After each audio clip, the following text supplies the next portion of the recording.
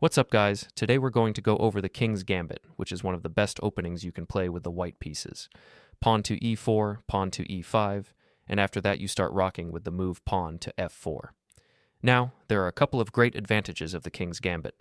It's very aggressive, it's full of traps, and your opponents usually know little to nothing about it. You can even have over a 90% win rate with it, which is pretty crazy. So, what's the main point of the King's Gambit? Well, apart from the fact that you're challenging black's center, your longer-term plan is that you want to open up the f-file, where your rook will probably stand after you castle kingside. This allows you to create a quick attack against the black king. On top of that, you can easily bring your bishop out to c4 to reinforce this pressure, and that allows you to really create a devastating attack within just a couple of moves. Alright, so in most cases your opponents will capture here on f4, although some of them will back down and play pawn to d6 just to defend their pawn. We'll cover both. Let's start with pawn takes f4. After that, you've got to watch out for their only and main threat, queen to h4 check to your king. Since you moved your f-pawn and it's no longer on f2, this queen to h4 at times can be unpleasant. But of course, you can stop this very easily just by playing knight to f3, which covers this square. Knight to f3 is the move you are going to be playing here all the time on the next turn, both to develop and to cover your king. Now, in this position, there are a couple of main options for black. Again, we're going to cover them all. Let's start with the move pawn to d5, when they try to challenge your center and open lines for their pieces to be developed. In this case, the main move is pawn takes d5, but we're going to play something a lot more interesting. Pawn takes d5 is certainly a fine move to play, but instead of capturing, you can simply defend your pawn with the knight from c3. In this case, you are also putting pressure on the center. Usually black will capture on e4 and then you recapture. Generally speaking, your plan in this position, as well as in many other King's Gambit positions, is to push your d-pawn forward. That allows your bishop from c1 to either support or capture the pawn on f4. This way, you will regain the material and enjoy a more dominant position. However, your opponent may still insist on their idea of exploiting the weakness along the diagonal. If they try to do that, your knight is the piece that stops them, so they may play bishop to g4, pinning your knight, which is a move black players love. After that, you simply play queen to e2, pretending like you're just developing normally. At this point, they may notice that they can actually capture your knight, attacking your queen and preparing queen to h4 check on the next move. So far, so good. But there is one little nuance that they completely miss. After knight to f6, you have checkmated black in one move. Now, the next variation is one of my favorites, and you are going to catch a lot of players with it. Sometimes after pawn to f4, your opponents don't really know what to do. They don't want to enter sharp complications, so they try to play it safe with pawn to d6, defending their pawn on e5. After that, just as always, you play knight to f3. In this case, it also increases the pressure on the central pawn at e5. Therefore, black often defends by going knight to c6, and then you play bishop to c4. Generally speaking, this is a great position for you, because if your opponent refuses to capture your pawn on f4, then they gain no material advantage, while you still get your attacking chances for free, which is a very nice trade-off. In this position, your plan is straightforward. You want to castle kingside, finish your development, and then launch your attack step by step. Very often, however, black will try bishop to g4. A lot of amateur players really love to pin your knight to your queen. After you castle kingside, they may even try knight to d4, since the pin makes it tempting to put more pressure on your knight, hoping to expose your king to attack. But this is exactly where a nasty surprise comes in. Bishop takes f7 check. All of a sudden, you sacrifice your bishop. If your opponent captures with king takes f7, you immediately follow up with knight to g5 check.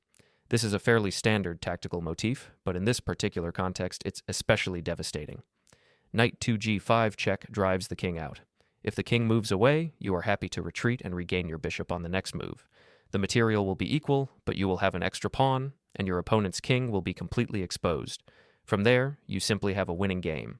But some of your opponents will notice that your queen is under attack and start thinking, wait, what if I just capture this knight and then take the queen afterward? So they capture on g5, believing they've outsmarted you. You calmly recapture, and then they go for your queen, expecting to come out ahead by a full piece at the end of the line. But suddenly the computer starts highlighting the board in red, showing them that this move is actually illegal. They sit there wondering what just happened, only to realize that their king is in check. That's because when you played pawn takes g5 on the previous move, it was not just a capture, it also unleashed a discovered check. Now, instead of winning material, black is forced to move their king. After that, you simply take back the bishop, and just like that, You are up a full queen, and the game is essentially over. Now let's look at the main and most challenging variation for white. Black really needs to accept the gambit. And after you play knight to f3, they can respond with pawn to g5, which is the most ambitious attempt by black. The first idea is that this move protects their pawn on f4, making sure you cannot hope to recover it with pawn to d4 later. But the second idea is even more aggressive. Black wants to push this pawn forward, drive away your knight, and then bring the queen out to h4 to attack immediately. It's not always easy for white to figure out how to handle this position. Usually white continues with pawn to d4 or something similar. But here, we have prepared another line, completely unknown to most opponents, that sets up a very interesting trap. So, you play knight to c3, and pretending like you're just developing normally. Black is happy and continues with pawn to g4, driving your knight away. After you retreat, they confidently play queen to h4, thinking they are nearly winning the game. They believe they are already a pawn up, plus they're attacking your king, and at first glance, it doesn't look like there is an easy way out for you. But you calmly continue with pawn to g3. Once again, your opponent feels pleased, and they capture, trying to completely break open your king's defenses. Then you recapture with pawn takes g4. At this point, the correct move for black would be to trade queens and go into an approximately equal endgame. But of course, many opponents can't resist trying a flashy tactic. They play pawn to g2, which looks like a beautiful combination. The idea is that this move temporarily sacrifices their queen because of the discovered check, but on the very next turn they expect to win your queen back and also capture your rook on h1. To them, it looks like they've found something truly clever and are winning the game. In reality, the situation is completely opposite. After you respond with queen to h5, there is simply no way for black to defend the pawn on f7. And even though they are technically up a rook, you deliver checkmate within just a couple of moves. That's the end of the story, and it's a really nasty trap. Even opponents at a very advanced level can easily fall into it, because seeing the entire sequence from the start is nearly impossible. Now, what can black do here? They cannot simply defend with the knight, because if they try that, you just push pawn to d4, and on the very next move you will eliminate the knight. After that, there is nothing stopping you from capturing their pawn, so that defense doesn't work. In one game, black tried to provide an escape square for their king, so they played bishop to a7, hoping that after you capture, the king could run away to d8 and survive. Instead of falling into that, I captured with the knight, pretending like I was simply regaining the rook. Black replied with knight to f6. Once again, black was playing very creatively, counterattacking, and they thought, finally, I've got you. The queen has to move, I will capture the knight, and I'll be ahead by half a board of extra pieces. But here comes another surprise. You play knight to d6 check. This move is both a discovered check and a double check, from the knight and the queen at the same time. That means the king is forced to move. If the king goes to f8, it instantly runs into the very standard queen to f7 checkmate, which looks a lot like fool's mate. So instead, in the game, black tried king to d8, thinking they still had winning chances. But then came the final blow.